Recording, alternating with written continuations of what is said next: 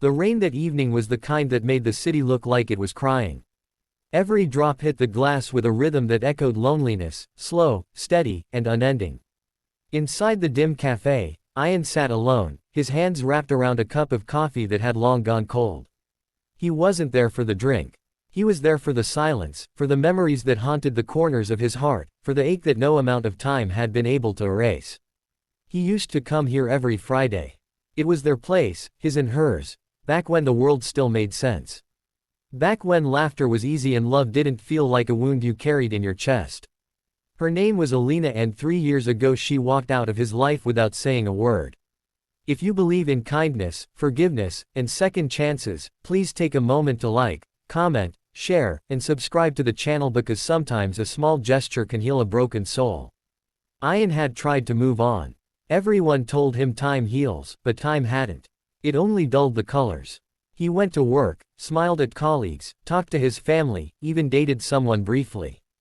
But nothing felt real. It was as if life had become a movie. He was forced to keep watching, even though the ending had already been spoiled. Every time he saw someone with long, dark hair and a soft laugh, his heart stopped for a moment, hoping, praying, but knowing it wasn't her. That night, the doorbell above the cafe chimed. A faint gust of cold air brushed past him. He didn't look up at first. Then he heard a voice, quiet, unsure, trembling, saying his name. Ayaan. It was her. Alina stood near the entrance, her coat damp from the rain, her eyes holding the kind of sadness that no one could fake. She looked older, not by years, but by the kind of pain only life can teach you. Her once vibrant energy had dimmed, replaced by something fragile, almost broken. She took a hesitant step forward. And in that moment, every wall he had built inside himself began to crumble. He didn't move, didn't speak, just stared. His mind screamed questions. Why did you leave? Why now? But his lips stayed still. She reached the table, her trembling hands gripping the back of the chair across from him. Can I sit? She asked softly. He nodded, though every part of him wanted to say no. She sat down, avoiding his eyes. The silence between them was thick, filled with everything that had been left unsaid. The rain outside grew heavier, as if the sky itself was forcing them to speak. Finally, she looked up, tears glistening in her eyes. I know I don't have the right to be here, she began, voice cracking. I wouldn't have come if I had any other choice. He clenched his jaw. What do you mean? Her fingers played with the edge of her sleeve. I'm sick, she whispered. Not just tired or sad. I mean really sick. The doctors say it's serious. Maybe months, maybe less. The words hit him like a blow. His chest tightened, his throat burned. And suddenly the world seemed smaller. You're lying, he said, barely breathing. I wish I was, she whispered. I didn't come for pity. I came because before I go, I needed to see you one last time. For a long time, neither of them spoke. The cafe grew quieter. The rain softened. Then her voice broke the silence again. Just a whisper, just a breath. Can you give me a hug? It was the simplest request, yet it shattered every defense he had left. He rose slowly, as if afraid she might disappear again. When he wrapped his arms around her, he realized how fragile she'd become. Like holding a memory that might fade if he squeezed too tightly. She buried her face in his chest, trembling as if she'd been holding back years of pain. My arms, he murmured softly, his voice breaking, have always been open for you. In that moment, all the anger, confusion, and heartbreak melted away.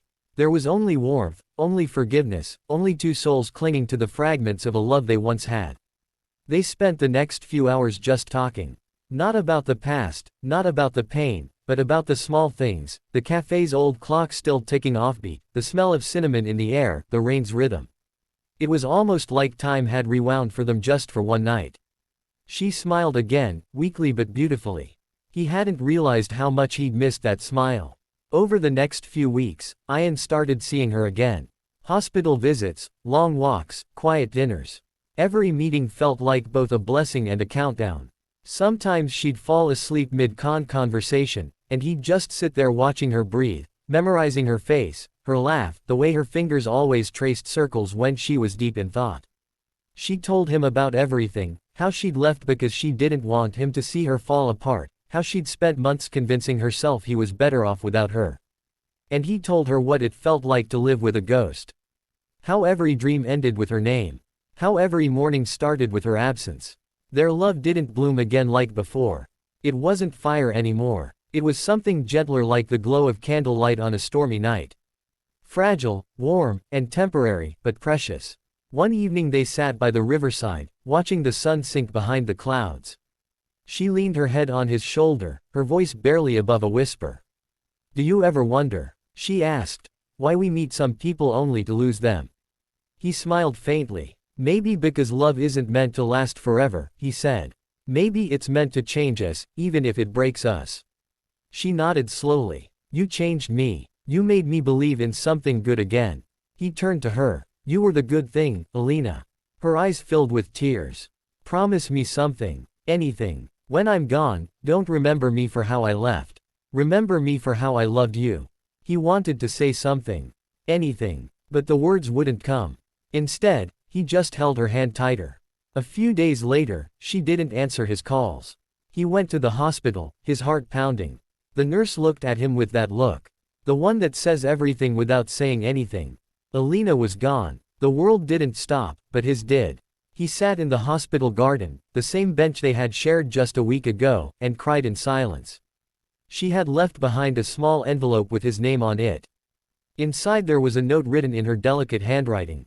"Ayaan, thank you for forgiving me. Thank you for the hug that made me feel alive again. You gave me peace when I thought I'd only find pain. Please don't close your arms to the world. Somewhere out there, someone will need the same warmth you gave me.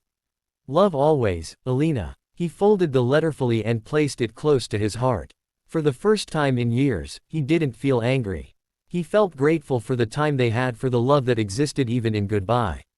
Months passed. Ayaan kept visiting the cafe, but this time it wasn't to sit alone. Sometimes he'd bring a book. Sometimes he'd talk to strangers. Sometimes he'd just watch the rain. The owner once asked why he always chose the same seat.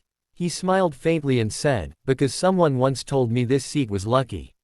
He learned to live again, not by forgetting her, but by carrying her gently in his heart like a quiet melody that never fades. Every time someone around him looked lost, he remembered her words. He learned to offer kindness first, forgiveness second, and judgment never. One evening, a little girl dropped her ice cream near his table and burst into tears.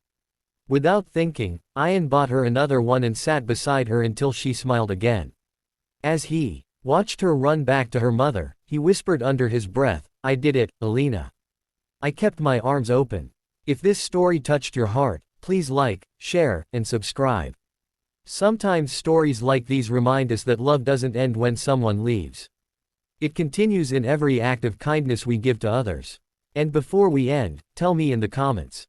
Have you ever lost someone only to realize their love still lives through you? I'll be reading every story you share. Ayaan looked up at the sky that evening, calm, clear, endless, and smiled. Somewhere beyond the clouds, he liked to believe she was smiling, too. Because love, even when it ends, never really disappears. It just changes form from presence to memory, from holding hands to holding on in the heart.